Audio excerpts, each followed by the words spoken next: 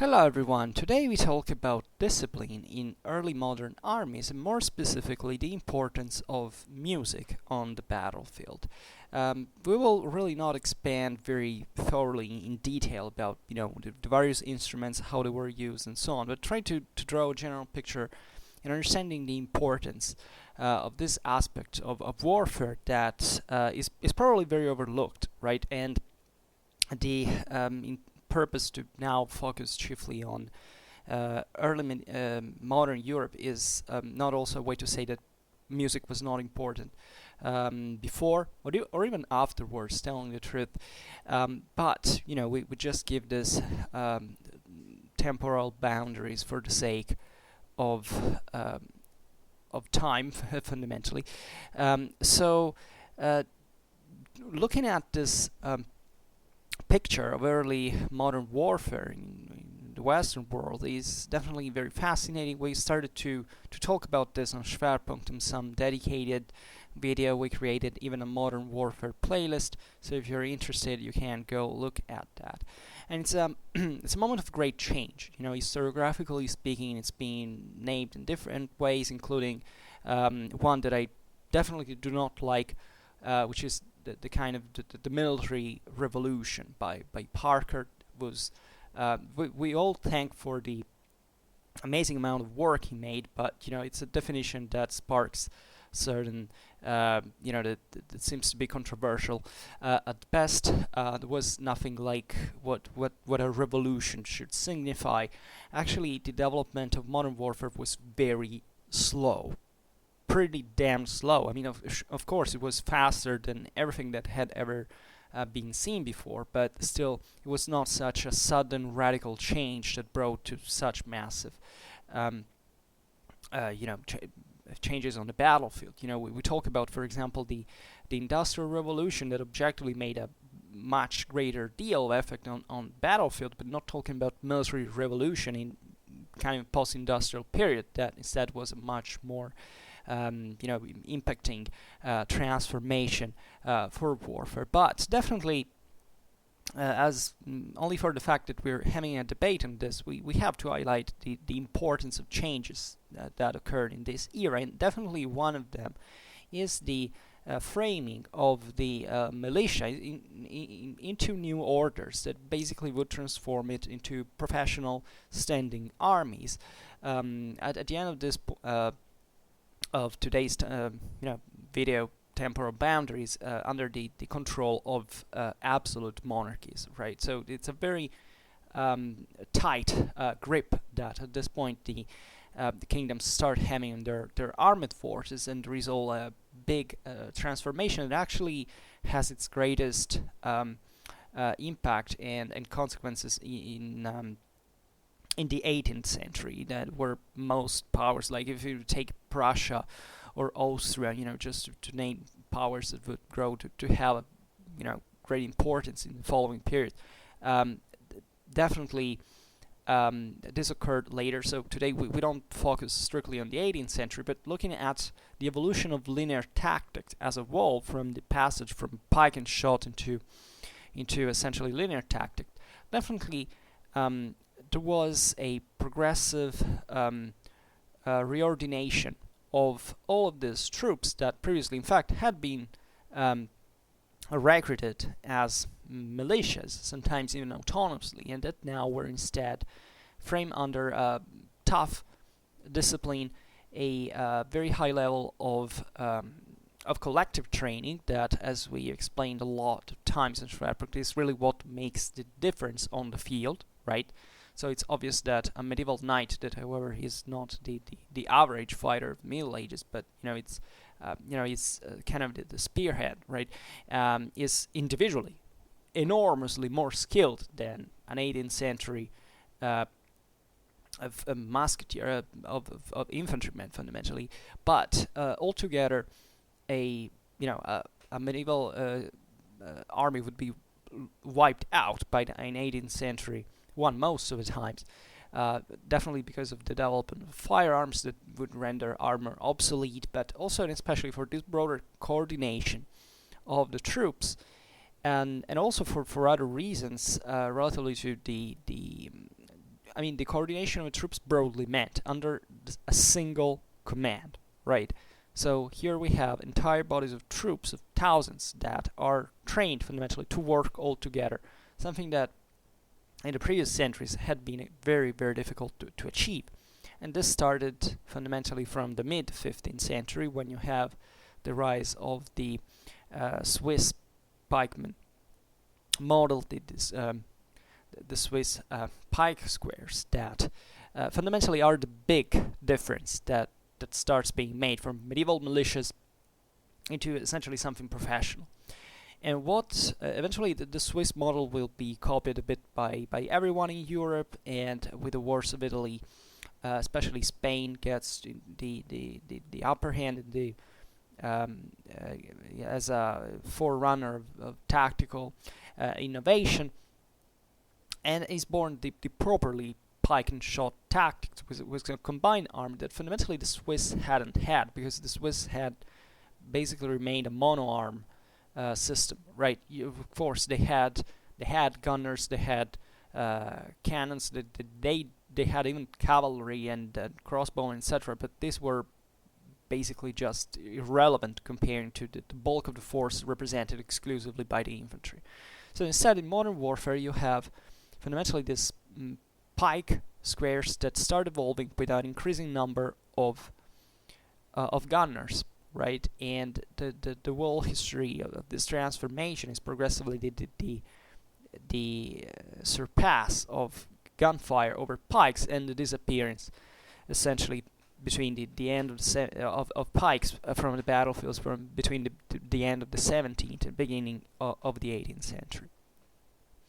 So this in turn had brought to an increasing need of coordinating maneuvers, right? Already coordinating a pike square was something properly very complicated, because it was literally thousands of men marching all the same, that needed evidently to march all at the same pace, to remain in formation, and to have an offensive capability, which basically previous medieval infantries hadn't had. Medieval infantries had fundamentally been all about defense.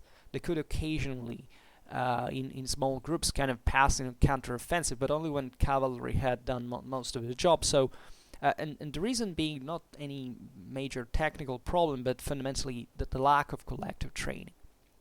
So the pike element is kind of the slow-moving.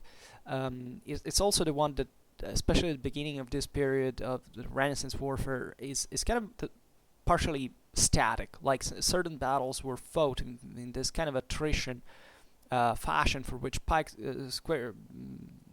the pike squares were fundamentally idling.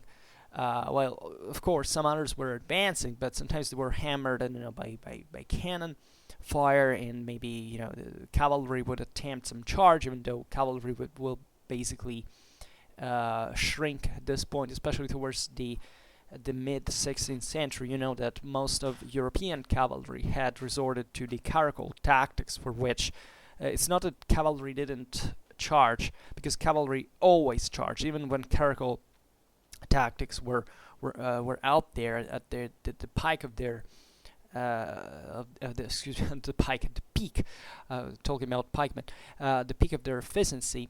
Still, the caracole was based on this succession of waves of mounted gunners that had to unload their pistols at close range on the ranks of pikemen to essentially soften them up, and eventually hoping that infantry or cavalry would break the enemy square. And this was a bit of a mess, telling the truth, for many reasons, because the development of coordination of all these maneuvers was still very unwieldy, right? It was very difficult. The whole battlefields moved very slowly, and with this kind of still kind of primitive force of the pike now advancing and fighting against our pikemen, very bloody and very machinose system that still needed fluidification. So with the development of arquebuses that already existed, of course, at this time, and especially with muskets, the numbers of, first of all, musketeers increases over the one of pikemen, as we have said, and this brings to the need of further coordination, right? Because fundamentally, musketeers at this point have to rely on a much more dynamic way of moving that is would evolve into linear tactics that I give you that wasn't particularly ultra dynamic, especially like 18th century let's say doctrine would highlight at one point, and all the criticism that also happened during Napoleonic Wars, this kind of unwieldy system of musketeers that were framed in this mostly frontal idea of combat that had to withstand it, and it was obsessed on order rather than the maneuverability. But the reality of warfare was a bit different here, if anything, for the fact that musketeers are out there on their own and they can fence off cavalry attacks most of the times, but still they don't have that full let's say reliance that a pikeman can have against a cavalry charge, which means, in other words, that definitely a frontal attack of cavalry against a musketry line can be repelled easily. But still, the line formation, once it's outflanked and attacked from the rear, doesn't have the ability of the pike square to fence off attacks from all sides. So this evolved tactics towards a more dynamic way that existed before. Things on the battlefield speeded up more than before, and this called for a ever greater coordination of the troops, for which that literal obsession for the order, especially of the marching step, and all of this also visual and acoustic regulations and system of signals delivery increased enormously, right? So from a purely tactical level, marching step had a very precise technical value, right? So it was necessary for the maneuvers connected to the gunfire volleys, right, that required certain synchronous movements and especially synchronous and extremely controlled movements, more than else. And this is not just about the step. You also had to learn how to act, right? So this is an age, always bear in mind, that where there is a growing idolatry towards machines, right? So there is this idea that the soldiers have to work all together like the gears of a broader mechanism. They have to learn to feel enclosed within a rigorous space, so to occupy literally with their own body the movement, their body movement, the space of other soldiers is in the same time in which the comrade in the line left it free, and vice versa, right? So the maneuvers of loading the muskets and firing had to be accurately regulated in this substantially tightened up rank, where everything had to happen shoulder to shoulder, because if one did something else, this could have a kind of a domino effect on all the others, and to increase disorder and attrition, and render the infantry formation ineffective, right? And all of this was really, it's interesting because yesterday we were talking about the principle of interior lines, and this objectively was the deal at the time of the 18th, eventually also in the 19th century, at least up until the few decades before the end, where the emphasis on order was very high, because it was perceived, especially in Western warfare, where there was a certain degree of symmetry. After all, the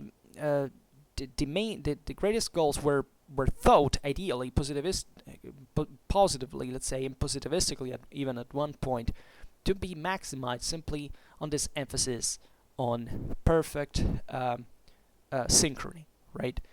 And the concept by itself, I mean, from a strictly at a unit level, it does make sense, meaning that you have what's the object at the end of the day? The object is to concentrate fire volleys at a regular on the enemy at a regular rhythm, so that first of all you don't waste time, but also you're able to deliver fire all together in one shot, which is especially for the sake of destroying the enemy unit in front of you, is the most effective way, right? Because the same number of bullets fired singularly and not all at once, although it existed like platoon fire, this depended on what you wanted to achieve, so that there were certain options. Maybe today we don't have time to cover in this, but the concept is that you can disrupt more the enemy formation and make it waver more easily at the moment of a single volley. So concentrated fire, all in one shot, hopefully.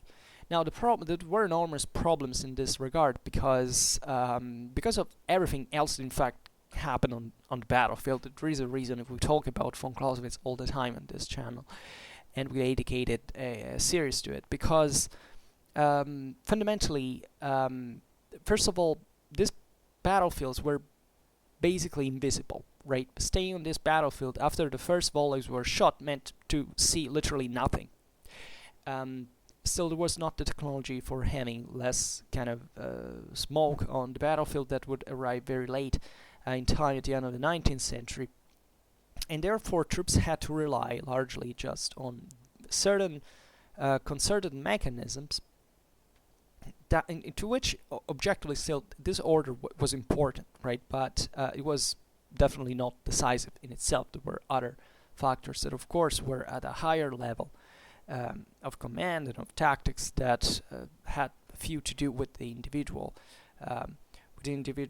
unit, but like a battalion or a regiment. But still, the cooperation between these troops was fundamental on the field, so that all European armies were fundamentally based on the same system, and this granted a certain degree of effectiveness that objectively those military technologies kind of impose you in order to maximize its effects. And what else could we say? Well, but you understand what we mean, and also here the geometrical directions are important, because still firing all together in a scatter formation or in a square formation at this point is kind of a big deal, right? At this point, with smooth barrel guns weren't so didn't oblige troops to basically scatter each other, like Voltigeurs, Jaegers, and other skirmishers did operate in kind of loose formation, if anything, because they had to run more easily. They were very flexible units. They could go on tough terrain and so on. But line infantry was a model on the idea that the more you stuck together, right, and the more you could achieve that volume of fire that you can impress on this confined space of the enemy front, and to win for that, because these people weren't even properly aiming at anyone. They were just aiming in the direction of the enemy unit and calculating more or less how they had to raise or lower the aim, but the concept was still shooting at the formation, broadly speaking, and this would remain in essentially European warfare up to the second half of the 19th century, right? So in that case, mass made the difference, right? And just consider that musketry fire at this point is the greatest killer, right? People presume that cannons now were a big deal. Well, cannons are probably a greater deal, but it's very relative. When you had masses of pikemen that were sometimes even several ranks deep. And we know, in fact, about Renaissance warfare, this enormous, how horrendous gaps that were created by cannonballs into squares of pikemen.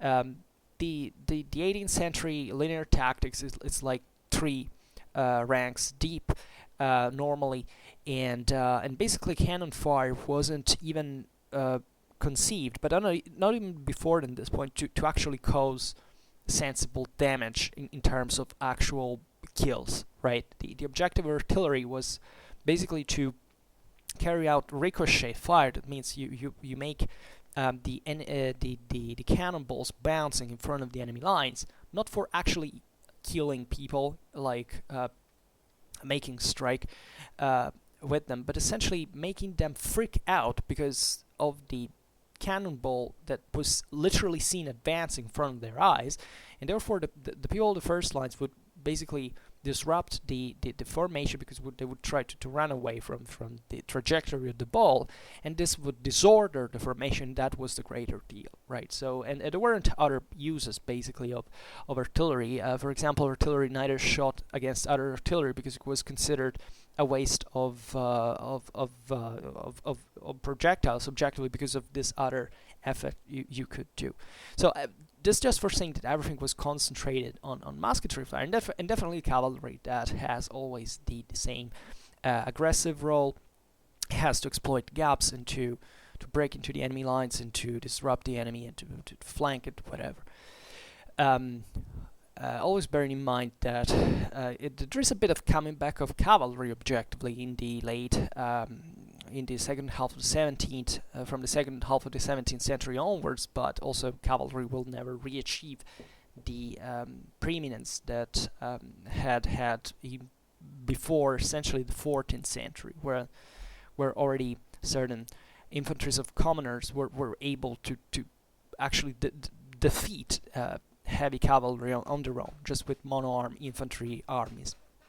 So there is so between looking at this temporal line between the 16th and the 18th century, there is this progressive increase in the coordination of the army that has to do with discipline and with these other means to maintain the order, the cohesion of the formation, and to carry out especially maneuvers effectively. A big deal of all this is also deploying on the field before the enemy and orderly enough, right? So that you don't break the formation and you can perform your tactical function properly without disadvantages, at least in relatively to the cohesion of the unit.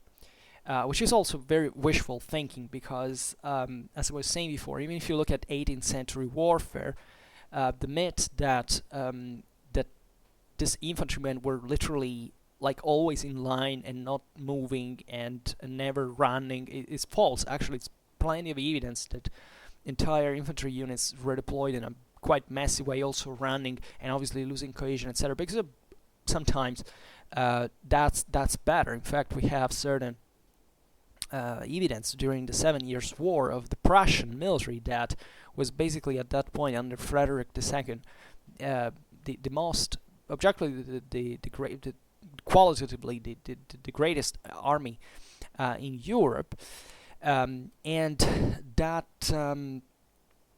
that put this extraordinary emphasis on discipline, which translated itself in this BS at one point, is a sort of prejudice for which no matter what, the Prussian soldier had always to march at the same speed, at the same pace, never to run, and always following the orders without blinking an eye, right?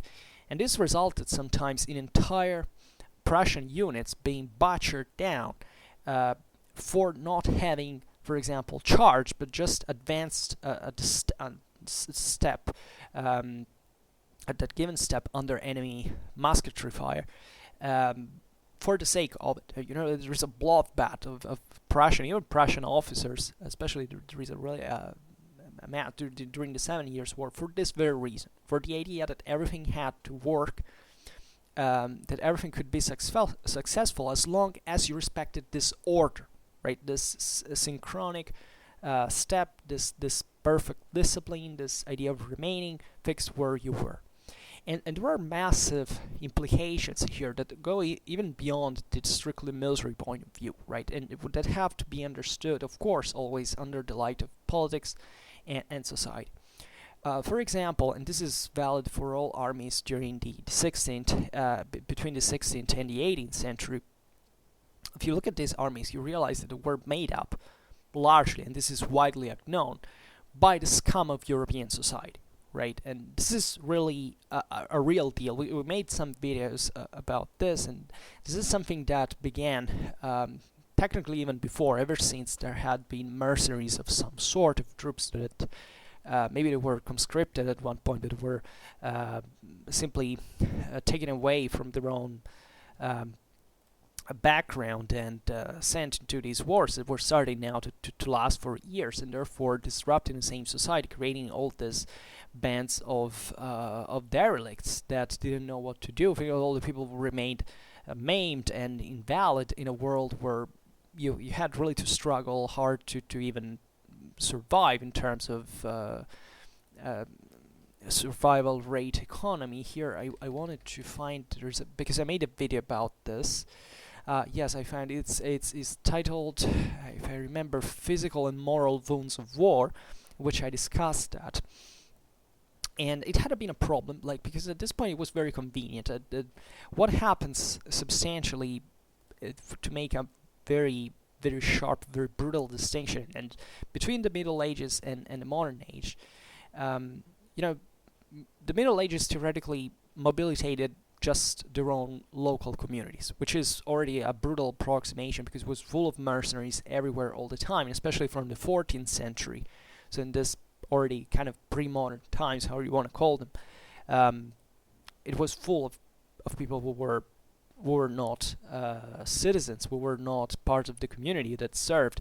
And the rise of mercenaries in this sense is really the key, more than anything else. It's even wrong, in fact, to consider so sharply divided medieval and modern warfare, because at one point it would make sense more to identify better this period between the 14th and the 18th century as the development of a particular military system.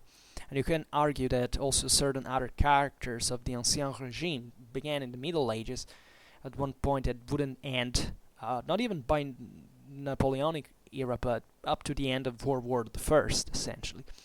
So today we will not talk about this specifically, but think about who joined the army. So in the modern age, armies were joined instead, increasingly, by volunteers, right? So by people who the socio-economical system began structurally to marginalize, right? In the Middle Ages, for example, think about what the relation was, what existed in terms of perception of poor people. In the Middle Ages, the idea that there were poor people was a perfectly coherent thing. Like, poor people were everywhere in the Bible, in the general concept of what a society was. Everybody was much poorer, let's be honest, than in modern age. The modern age, things starts getting a bit more structural, so that the average person kind of, you can't see, obviously, especially in Europe, also through certain dynamics, the age of exploration, colonialism, etc., starts getting better. Society overall grows, but there is a part of society that remains marginalized, and this system produces structurally a lot of, homeless people, poor people, and they live also in the most horrible ways, like they are thieves, murderers, etc. Not just Pacific beggars, like there is this typical figure of the veteran who's also in fact a beggar, because he has no room in society at that point. And at that point, society was very also we're starting becoming intolerant towards these figures, as we know, the development of certain institutions for the interning people, like institutionalization, as it's called, internment, that was also driven by certain different cultural sensibilities. Thinking about in Protestant countries, this was perhaps more accentuated, but also in Catholicism there is a kind of a broader regulation of how these people have to be dealt with, and in general, this people made, like in many other periods in history, similar things started to make up the military material, right? People who have nothing to lose, essentially, what they do, they join the army because it was better than remaining to live the way they were. Maybe they would be rewarded with loot. They went to tour the world. There's also this adventure side of the story that doesn't have to be underestimated. There is all a massive literature in this time about this stuff and picaresque adventures that have to do with the military, and this idea that war is a part of a regular part of politics, of society, and it is always a looming presence on the continent. It starts making more and more wars with more and more men, with more and more means and materials and expenses, right? So this starts to be really a thing. So veterans would basically join these armies in a kind of also semi-permanent fashion. Like if you knew how to fight and kill, well, you were eligible to continue on that path. If and there were also possibilities of promotion, of becoming, of it being rewarded. I mean, there was this, dream of munificence coming from the monarchies, and the idea that very propagandistic, of course. That, however, you could always be rewarded for particular merit, what you had achieved during in combat, and certain rewards. And war was a business too. Like that was the real moving part of the story. So that before the complete centralization of the armed forces, that actually is completed only with the French Revolution, at least in France. In other countries, not yet. But you have fundamentally still a large part of the armed forces that are managed by privateers, by people who basically invest their own money in the business of war, and hoping for entering at that point in higher places of society, but always making this tremendous sacrifice at every level. We made, and this is a system in which everything you earn, basically you have to spend, right? I made a video about this, that is Contractors, Money and Scams in Early Modern Armies, Guzman de Alfarache, which is the Spanish rogue, right? It's a beautiful novel that talks about that in 16th century Spanish warfare, essentially, that shows you all of these clientelar relations that existed at the time were present everywhere.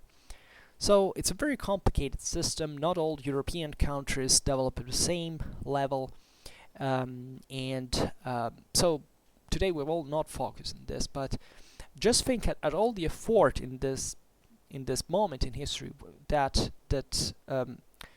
imposing discipline represented, right? Because discipline at this point is not, let's say, it's not something you can achieve simply by wishing it or saying I have this unit now, I discipline it. What happens historically is that discipline increases the more centralized states grow, right? So the more centralized states grow, the more the state has the force to brutally and violently impose an iron discipline on their troops, right? And that's what in fact starts happening from now on, and with this means of various means, not just of course crude force, but still obviously discipline was extremely harsh. I mean, people could for certain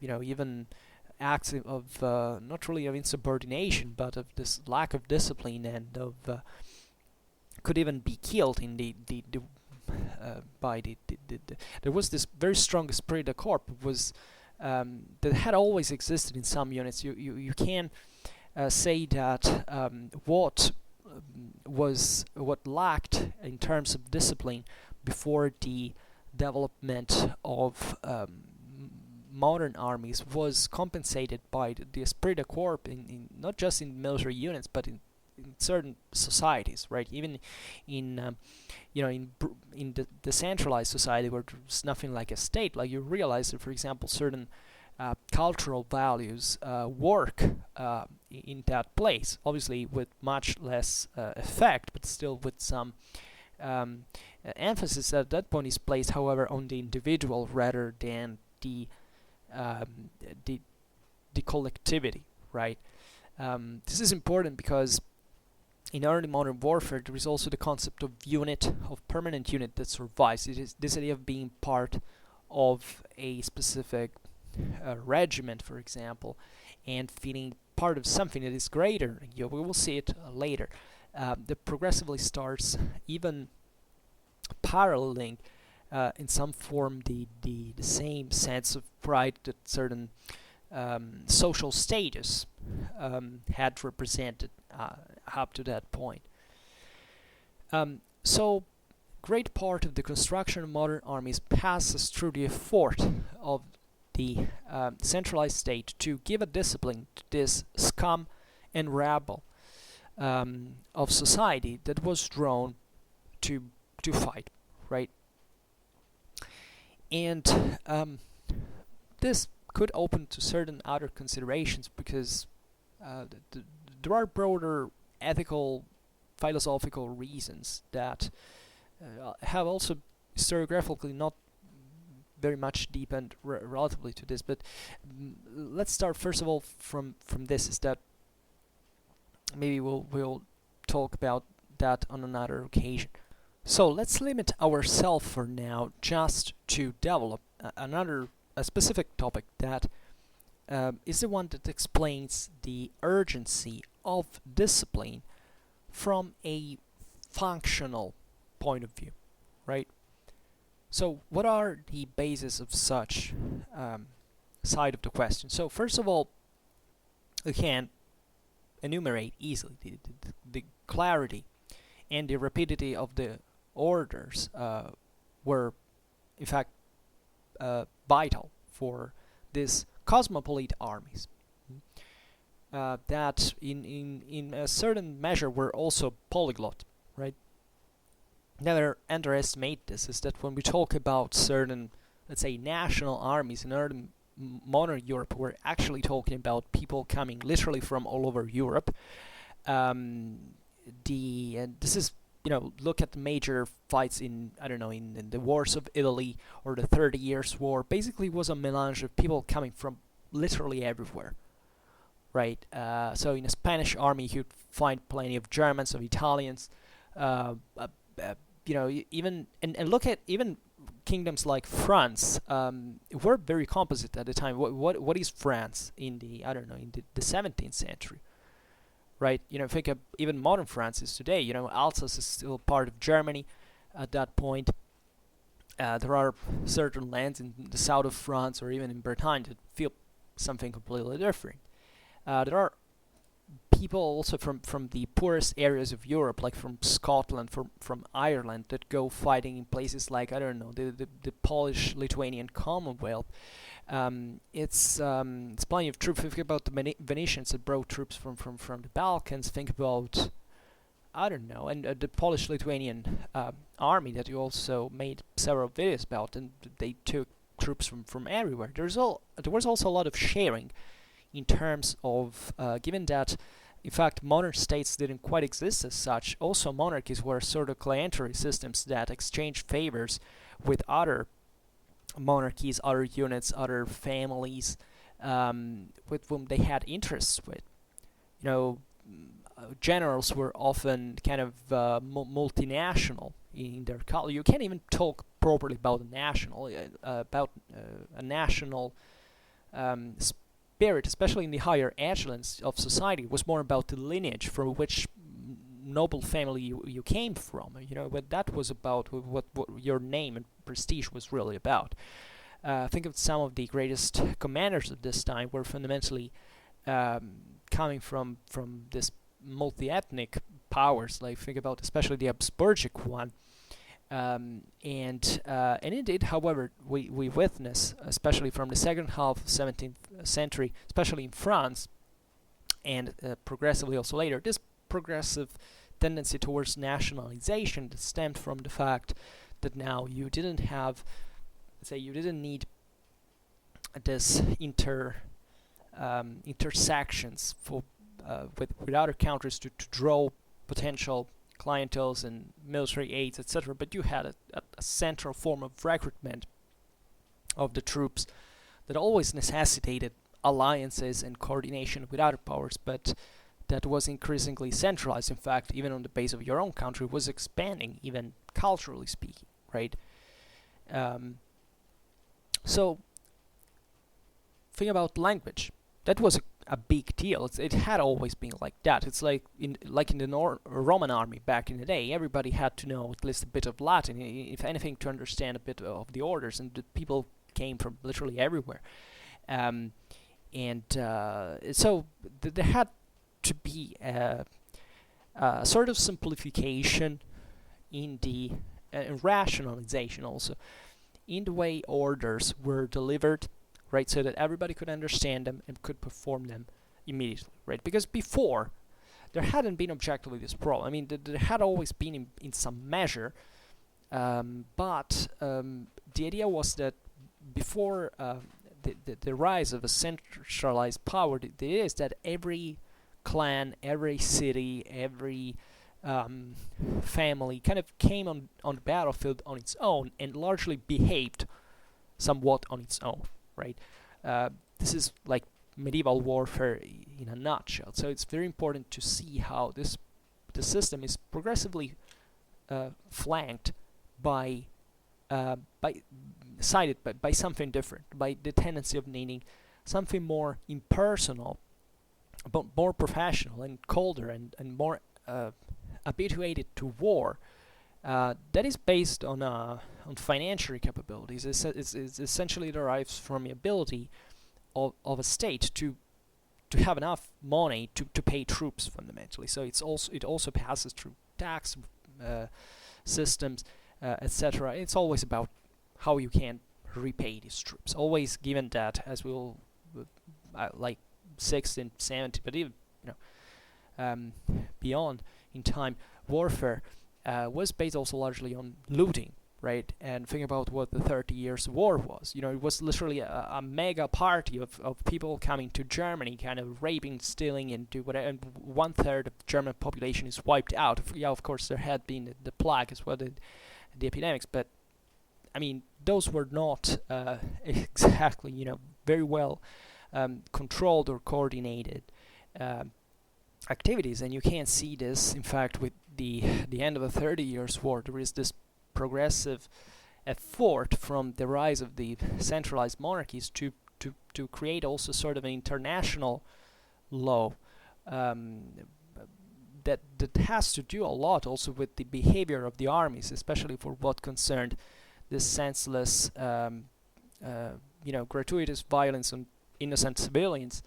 And where also certain important, in fact, ethical and philosophical principles are founded in Western civilization. I mean, the idea of tolerance based on certain inalienable rights, for example, that from the 30 Years' Wars mostly stemmed from confessional clashes between the Protestants and the Catholics, but at one point were extended also to other categories, and with the enlightened monarchies of the reformist monarchies of the 18th century, you start seeing that these rights are starting to be largely recognized from a civical point of view to many citizens of this, and not subjects anymore. That's the real difference, right? But it's a very progressive shift. But it does start from here. It does start from war, right? Because war starts becoming something bigger, right? It starts being less endemic in a strictly localistic sense, but it starts being something bigger that when happens can wipe out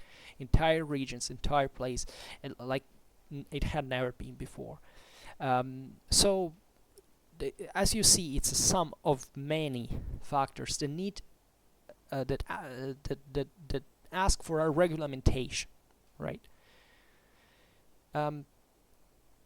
And with coming back to the linguistical point of view, and never forget this, that there is always that every one of these, let's say, alleged national armies are composed by people from literally everywhere, and there is a very few of strictly national about those armies in this sense, if not the flags under which they're fighting. So there is this constitute to use in order to give the orders themselves not much voice, but specific visual and especially acoustic means, right?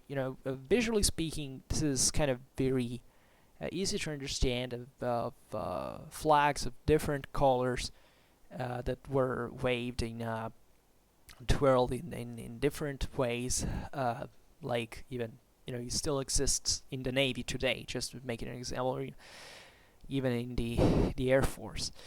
But in fact it's the acoustic ones that are particularly important. Definitely the sound of the trumpet for cavalry, and one of the drum for infantry, right?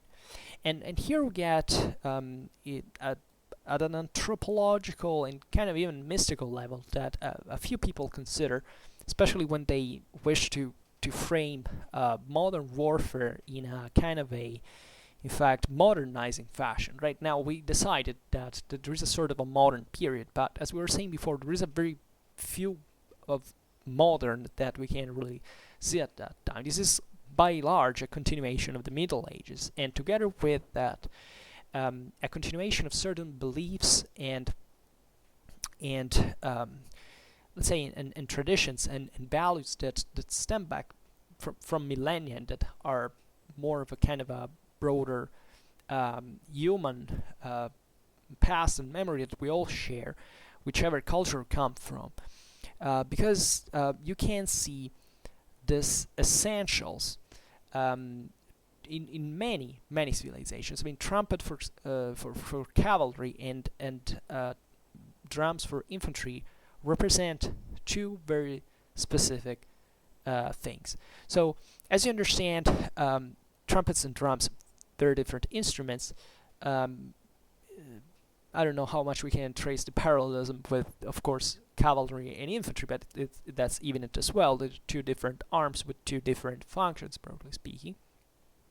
It's also different the quality, the intensity, and the length of the sound.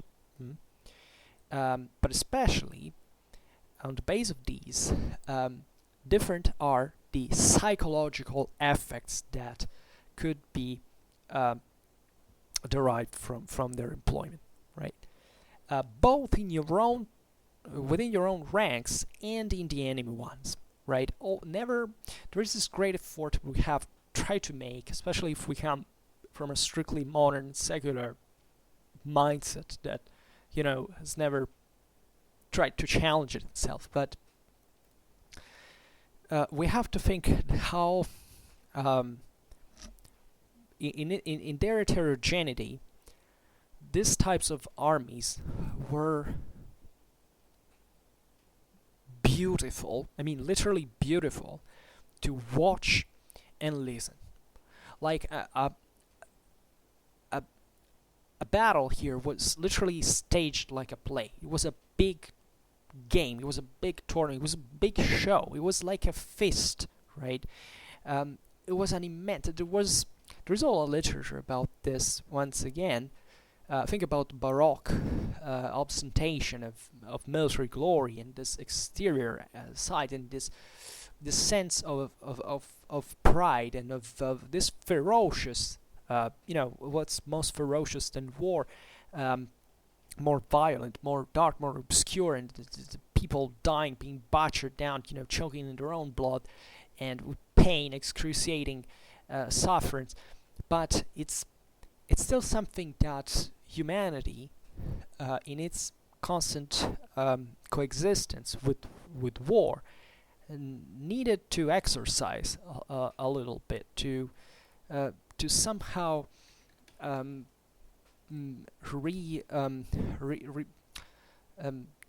to formulate into certain anthropological meanings that looked deep down into the soul of, say, mankind. The sound of the trumpet that is brief, acute, and intoxicating, that has a direct effect on the outer ear, on the auricle, stimulates both horse and cavalrymen, while it strikes terror into the enemy.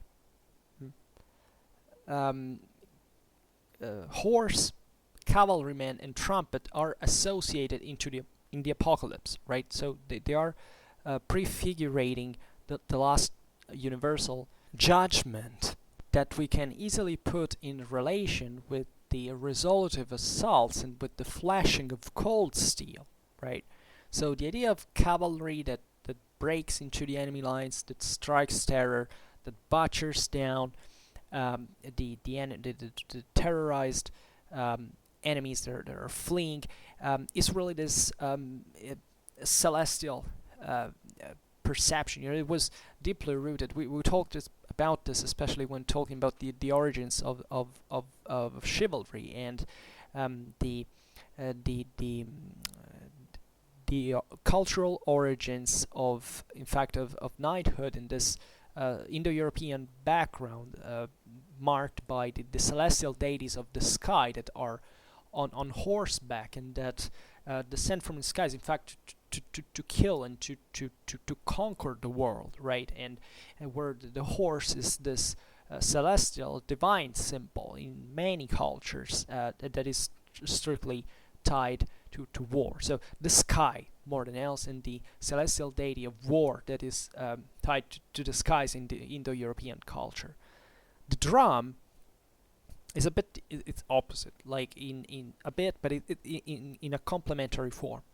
It's an instrument that was used by the shamans to communicate with the dead, and not only it struck terror, but it creates very slowly, inexorably, the idea that the fate is approaching.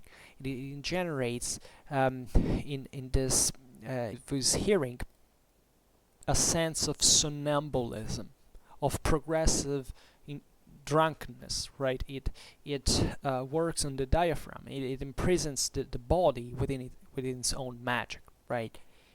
And especially also within the enemy, makes it grow the end of the inexorable. Right? You know, this idea that you can't escape what you have in the front. And just thinking what it means to see cavalry charges are devastating. They have a dramatic impact, psychologically speaking. That there is probably nothing like so devastating like a cavalry charge. But even looking at this hedgehogs of pikemen that work all at step with at the drum, you know, at the sound of the drum, that are marching towards you, that's terrible, because that's inexorable, right? The cavalry is something that can overwhelm you, can break you, but it's kind of more detached on its own. It's kind of more mobile, can come and go. The infantry stays there. You can shoot at them, and then you can kill even what is in the front, but someone else is beyond them, and they will keep marching. And it's terrible. Just think of all of this in the smoke, in the mud, in people dying close to you, in the blood, and this thing like a steamroller that advances inexorably.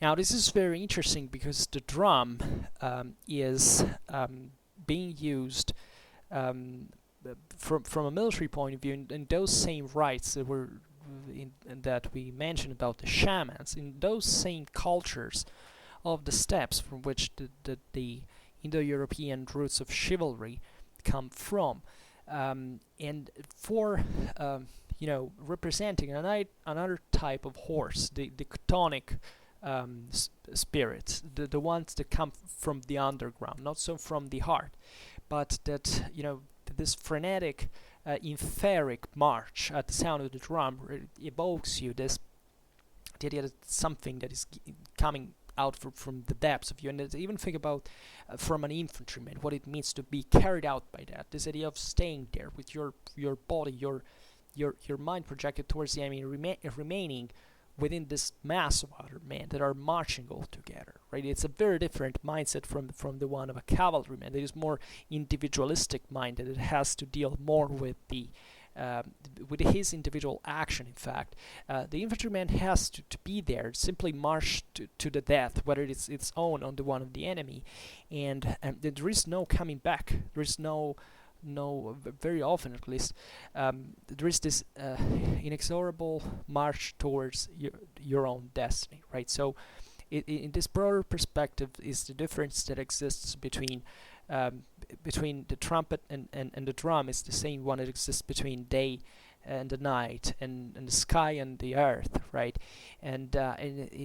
But these two these dichotomies, let's say, meet on the battlefield, meet at the point where sky and land meet. It's like where the same human existence takes place in this dramatic clash that brings either brings to either life meant as eternal glory, or death meant as the eternal demise. And it's from this roots, from this anthropological perspective that we have to look even at modern battlefields, because these feelings, these perceptions are still strongly alive in a world that is still not the rational world of our own. It's not the one that knows classical physics yet, and has a certain view of the world, certain categorization of reality. It's still a world dominated by symbolism, by forces, by spirits. Look at even what knights had to look like in the armor of the European nobility at this time. They were, look at the winged hussars, look at the dragoons, look at the cuirassiers. There is a great taste for even this classical ethos, this ancestral origins of war, this idea that there are deities dominating the battlefields and everything is interpreted still in this fashion. So it's something terrible. We can't properly understand what even the sensorial exposure to this experiences was really like. That's a problem that we have completely because we have completely forgotten all of these aspects when looking at the past. That today we live in a very, very kind of sterile, aseptic world in which everything is impersonal, cold, but those wars were literally dominated by things like vision and music and sounds of sort and colors and this strong passions, this strong beliefs. We are, let's say, flattening down. These men were still loaded with these ideas, with this superstition sometimes, with this even irrational.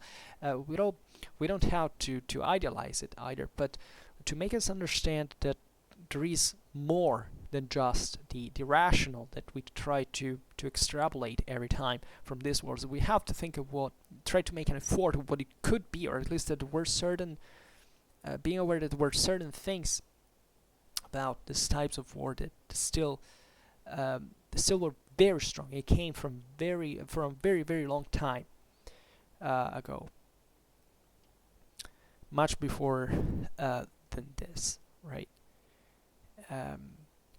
And you can find it in so many symbolisms that we have just said. I mean, the trumpet is the panic of the judgment, right? It's the idea that now you have to go. It's gonna be fast. It's gonna be brutal, and it's not gonna. It's gonna end in a very violent way. That's what cavalry does. The drum is the fear of destiny. It's like the muttering of the thunder and the roaring of the cannon, right? So the rolling of the drum is lugubrious. It's but also uranically divine at the same time, right? There is in that conception of the sky and earth this idea that even the same horses that represent war in this war cultures, the horse can bring you. It's like in Plato's with Plato's Bega, right? There is the black horse that pulls you down to hurt, that it's kind of irrational and violent and bloody, right? And then brings instead the white horse, that is the celestial one, the pure one, the elected one. It brings you to the skies. So this was the idea. This was the contraposition. It's this eternal tension between the elevation of the intellect and the ascent to the earth. It's like hell and heaven, right? And it's this eternal torment that has to do with existence, with the divinity, right? And we could easily pose this in immediate relation with in fact the inexorable advance of the pikemen and with the destructive tactics of firearms, right? And this starts being brutal, right? Like people butchered down in front of your eyes.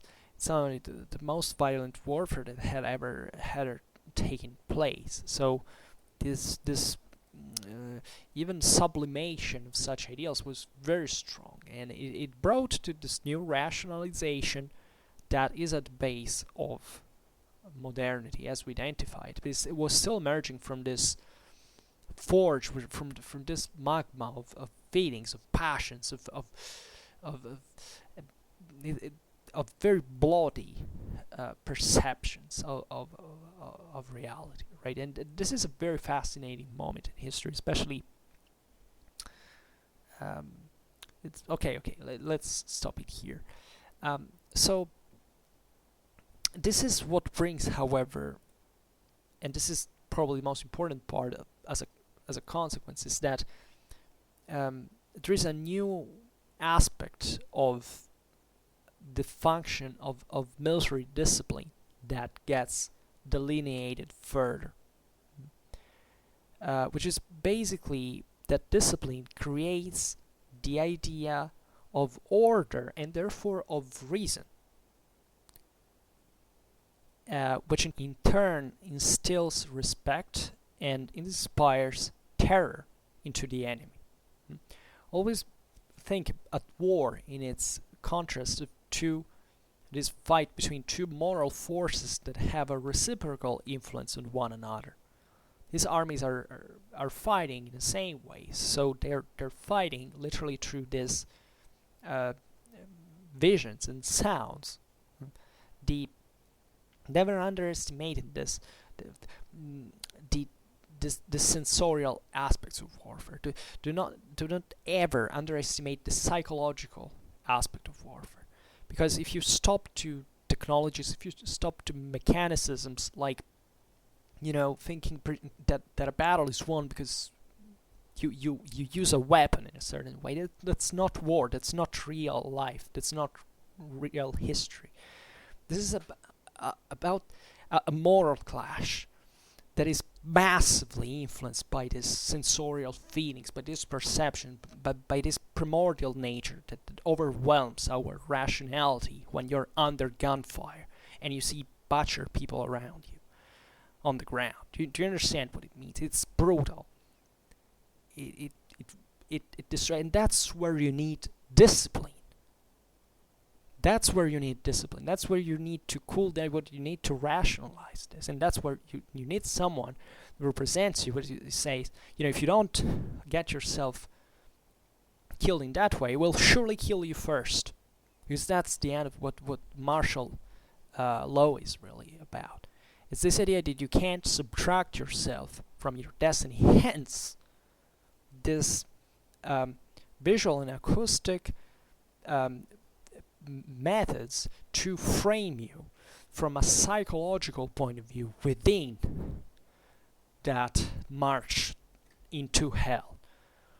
That's really what it is, right? And keeping marching with cannonballs passing over your head and not stopping, not freaking out, not coming back, but going consciously towards your own death, quite likely, right? But still in a way that you yourself are also primitively understanding that is the rationale that can give you the conditions for making you getting through that alive. Because the other alternative is running away, and then where chances are that you will be killed more easily that way than by standing your ground.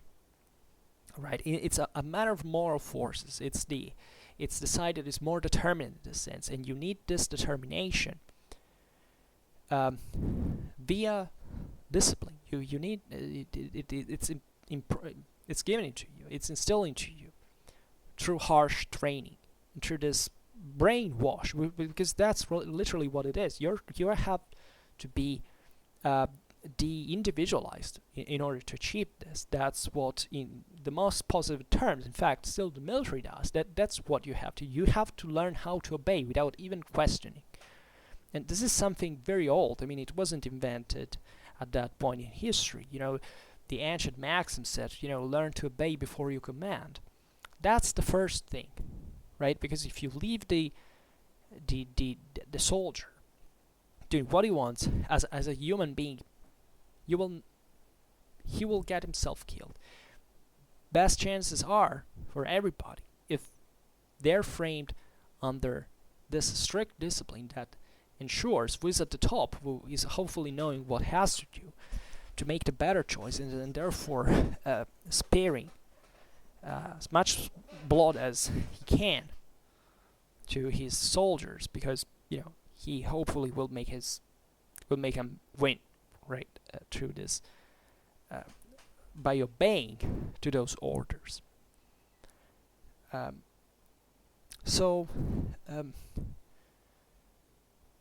It's an expedient of psychological warfare.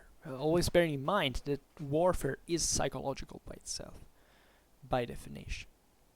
Hence, that need to march in step, for example.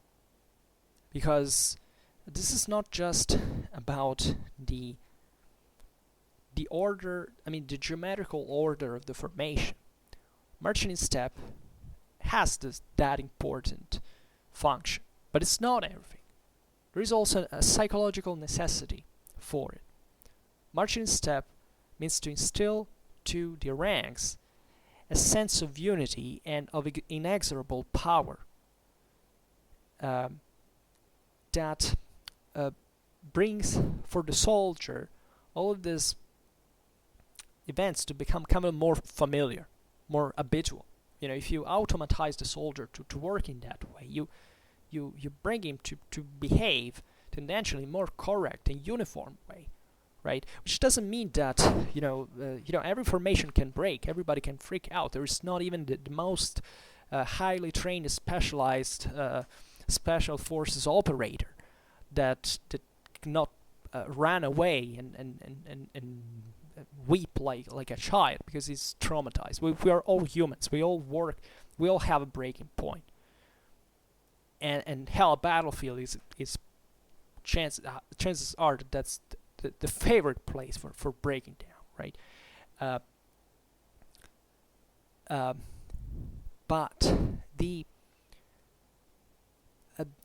in this sense, you can understand how there is this much deeper need that corresponds to all this thing, in considering which we really realize to be in front of a tournant in the history of the attitudes of psychic order. Like, it's the value, the courage, the audacity that were not anymore felt just like the privilege of the single hero, of the single champion, of the single knight. But here, this value was embodied, was reflected communitarily within the entire unit. That's the real thing. The soldier that marched and stepped and that fought shoulder to shoulder to this comrade learned to nullify himself as an individual, to live within the ensign of the company or of the regiment. So this change in the attitude is massive if you think about that. In a world where the great heroes, the only people who counted something were the nobility that had dominated the battlefields from the top of their war horses for centuries. Now you had this no ones would, by joining, however, into a unit, could be transformed into war machines that could take down anyone, including those same aristocrats. And here it's still framed within, of course, an aristocratic hierarchy. Here is still ancien regime militaries that function, for which, these people are scum. They're worth nothing. A nobleman doesn't give a freaking damn about every single one of these soldiers. It's just butchery meat that is to be thrown into the grinder, right? Who cares? But not even the aristocrats can do without these people now. They can't win wars. They can't save their land. They can't defend their king without this scum. Now that's the thing, and now that scum knows that, and it becomes hell proud of that, because being part of a company, being part of a regiment is like, these people we're going literally towards death, like facing death in the eyes, right?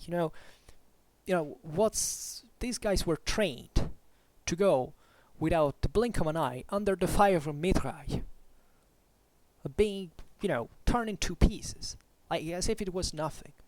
You understand the power of discipline, what this truly means, and what this truly changes in the history of warfare.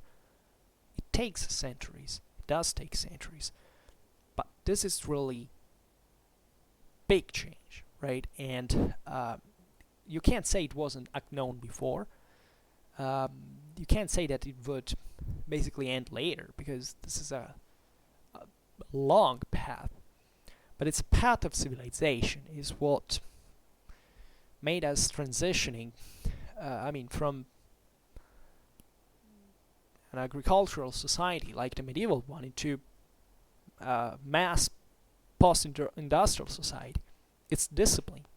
It's the idea that you can frame this human material and resources in a way which you can maximize its power, its effect, its potential. And hell, human potential is great, right? And you can turn this man into perfect killing machines, and in the number of thousands, and making them all work like a concerted choreographic show where everybody knows every single movement that he has to do, and it doesn't care whether this is under fire or under the weather. It doesn't matter, right? They do have a breaking point, but hell, it's a pretty high breaking point, right? And there is all a difficulty, of course, because building up these regiments means an enormous amount of economical resources. It's an enormous investment. It takes a lot of money. That's why war becomes ever more expensive. You need ever more complex statal and administrative system to make it work, right? And that's how modernity is born, because you need, together with that, a massive spin-off of other individuals. If you need this kind of people, you need bureaucrats, you need diplomats, you need scientists, you need people who know how to put a state together, right? And that's civilization. So civilization does pass through the blood and guts spilled on battlefields, right? It does pass from that. We know that. Medicine improves, technology improves, philosophy improves, mathematics improves. It's incredible. So this changes the world, and if we want to sum it up, it corresponds to the change from the mentality of the free citizen, of the common citizen, that is going towards the becoming of a subject of an absolute state. And this is also very, very thought-provoking, because even though we think we have won our democracy, right, our rights, we still live in that absolute state.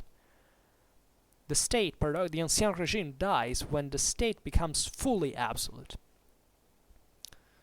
with the Code Napoleon, the state becomes the only source of law, at least in the civil law.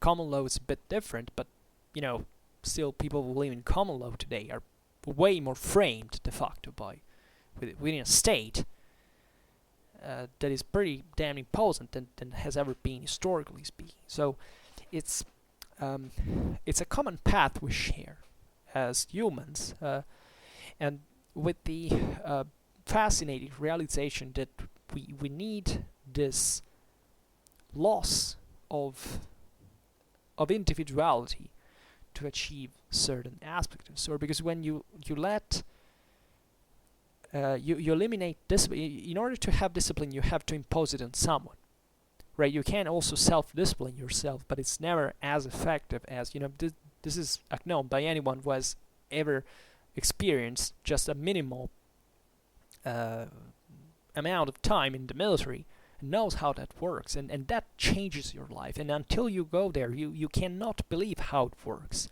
It's pretty damn effective. It changes your life forever. And this demonstrates that we do need something greater, which is disturbing, which is very disturbing. But it's the same time, the same reason why we live so long, on average, why we have the life quality that we have on average. That's why we have all what we have today, more than any other type of history, and it did pass through this.